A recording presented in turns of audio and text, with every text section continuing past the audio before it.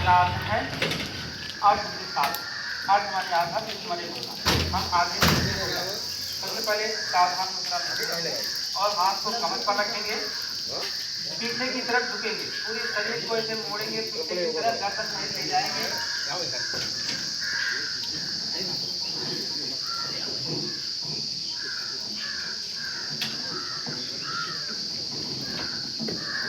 वापस आ जाइए, पलट कर पीछे की वस्तु को देखने का प्रयास करें। हम सावधान हो जाइए, एक बार फिर करिए। और पे हाथ रखना है, फिर अपने शरीर को पीछे ले जाना है।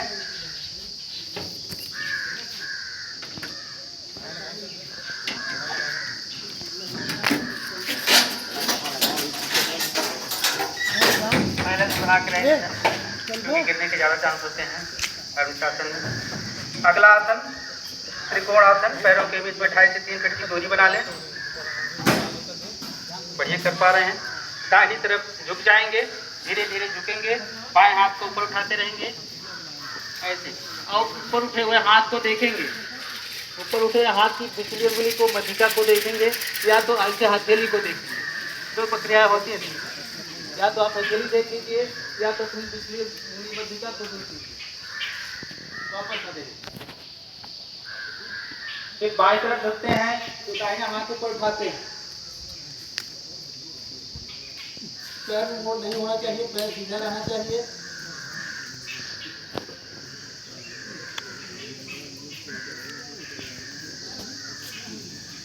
वापस आ जाइए धीरे धीरे। एक आसन को 2 बार रिपीट करते हैं। दूसरा है ये खड़े वाले आसन हो गए। चलो आप लोग नीचे में बैठ जाते हैं, बैठ जाइए।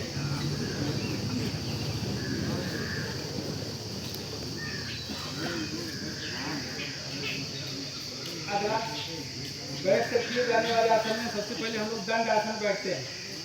दंड आसन में बैठते हैं, ये आराम का आसन है। बैठने वाले आसन में किसी भी कोई भी आसन करते समय जब हम थक जाते हैं, दंड आसन में बैठ जाते हैं। जब हम कभी फुटबॉल, क्रिकेट, हॉकी कुछ भी खेल खेलते हैं, थक जाते हैं, आकर सर ऐसे ही बैठते हैं, क्योंकि इससे आराम मिलता है। यह आराम का आसन है, दंड आसन इसको बोला जाता है। अपने अपने हाथ को कुल्हे के बगल में रखेंगे, ध्यान सीधा रखेंगे। हाथ सीधा रहेगा तो आपका रीढ़ भी सीधा हो जाएगा, रीढ़ सीधा होगा, ब्लड सर्कुलेशन अच्छे से होगा, ध्यान सामने रहेगा, पैर नॉर्मल रहेगा, शरीर ढीला छोड़ेंगे। ये आपका दंड आसन है। सांस धीरे धीरे लेते रहेंगे और देते रहेंगे, छोड़ते रहेंगे और लेते रहेंगे।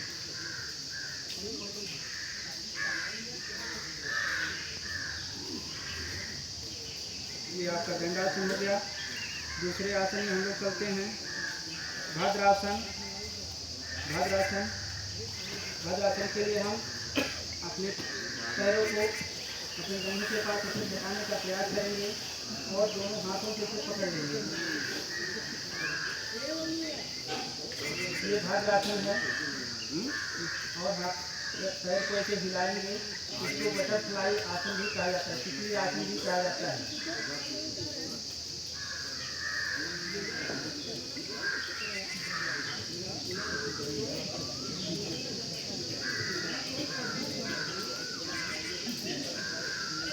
आसन करते समय ध्यान को इधर उधर मत करेंगे। अपने ध्यान को जहाँ टीका लगाते हैं या जहाँ लगाते हैं वहाँ पर रखा जाता है।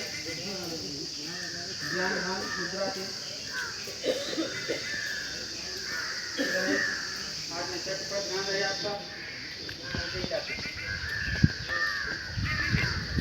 सर भद्रासन और बटरफ्लाई आसन हो गया आपका। दूसरा आसन है सर, रुक जाइए।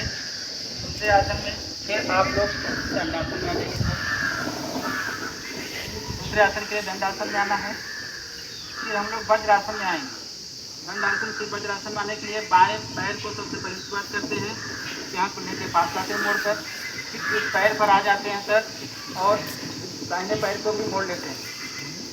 अंगूठा मिला रहेगा आपका, एड़ी खुला रहेगा, इसी पे बैठ जाएंगे। एक इकलौता आसन है, एक इकलौता आसन है जो भोजन करने के बाद भी किया जाता है। और कोई भी आसन चाय नाश्ता माने तरल पदार्थ पीने से 15 मिनट आगे पीछे किया जाता है, भोजन के 1 घंटा आगे पीछे किया जाता है। लेकिन एक यही वज्रासन है जो खाना खाने के तुरंत बाद भी किया जा सकता है, खाना खाने के पहले भी किया जा सकता है। जिससे पाचन क्रिया प्रभावित होती है, अच्छी होती है, भोजन अच्छे से पचता है। घुटनों के बीच में बहुत गैप है, 2 इंच का गैप रहना चाहिए। अपने हाथ हथेली को घुटने के ऊपर रखा जाता है। ध्यान एकाग्र करके सामने ऐसे देखते रहते हैं। आँख बंद रखें तो ज़्यादा बढ़िया है। वज्रासन।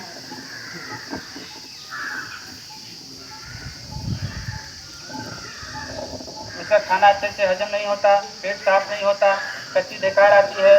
रोज खाना खाने के बाद शाम को ज़्यादा नहीं, सिर्फ 15 मिनट, 10 से 15 मिनट बैठना शुरू कर दें, उनकी पाचन क्रिया सही हो जाएगी।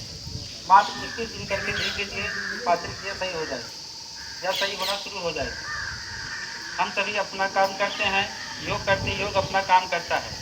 जैसे दवा काम करती है, दवा सिर्फ 10 से 15 मिनट, आधे घंटे में काम करती है, लेकिन योग आध्यात्मिक क्रिया